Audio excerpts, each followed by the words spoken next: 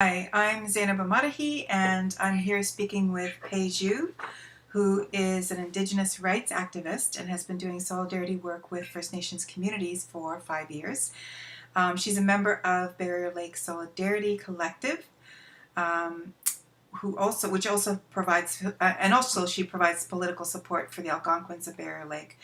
Pei-Ju is a co-founder of the Sound of My Heart Collective, leading the Honoring Indigenous Women's campaign. And yeah, it's been my honor and privilege to work with you. I met you in Ottawa a couple weeks ago, and so thank you for doing this interview with me.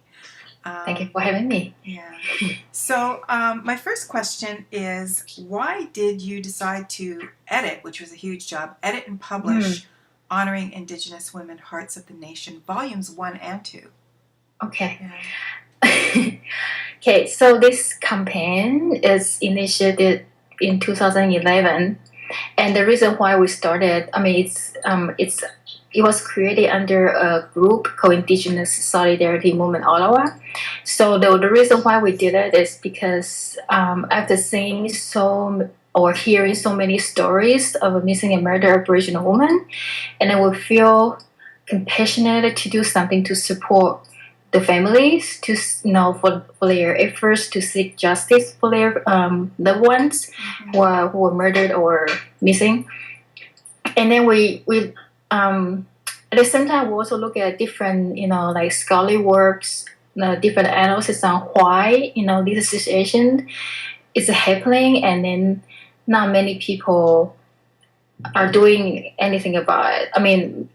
Any people means like governments or like more mainstream societies, and then we find that media plays a big role on it because their portrayal of Native women, in the media, the pictures they use in the news reports about these missing murder cases, and then we find that there's a lot of stereotypes, like negative stereotypes imposed and entrenched through this medium, and not just media, but also educations, like different medium like we see in our society. So we find, to change these stereotypes and then to also support the Indigenous women for their efforts to raise awareness about this violence against Indigenous women. We wanted to provide different more positive forces, to present to the society, saying,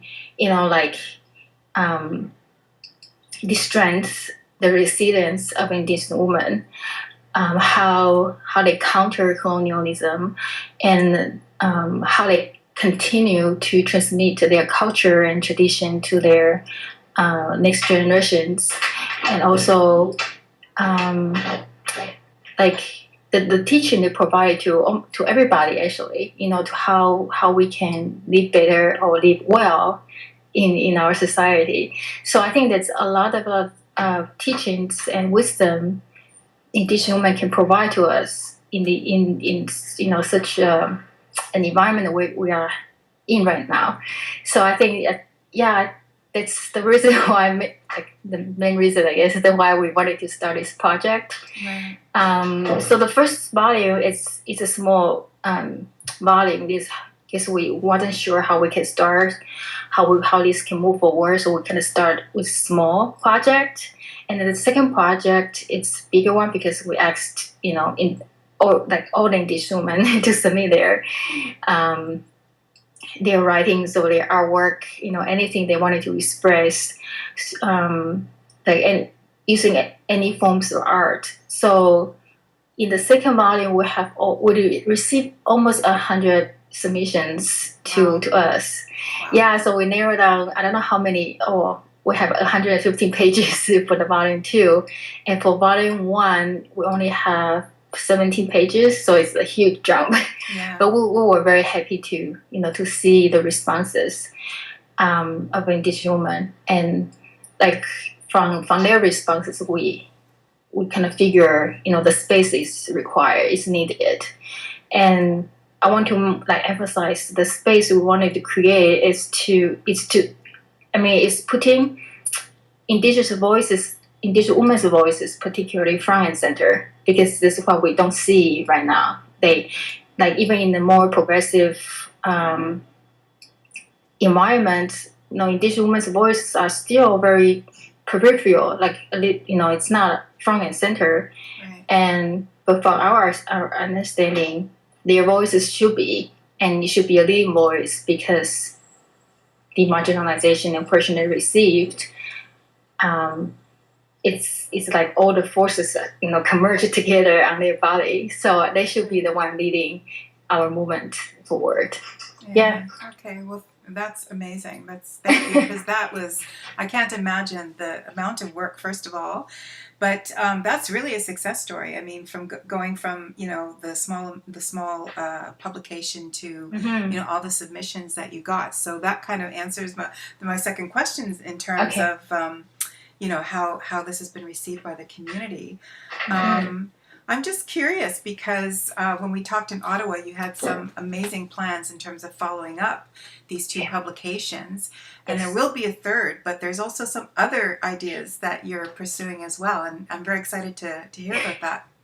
Yeah. Okay, so we'll continue this project for sure, and volume 3 we'll start working on it. We are still in the process of generating ideas for the next volume, so hopefully we'll start next year, like in the winter.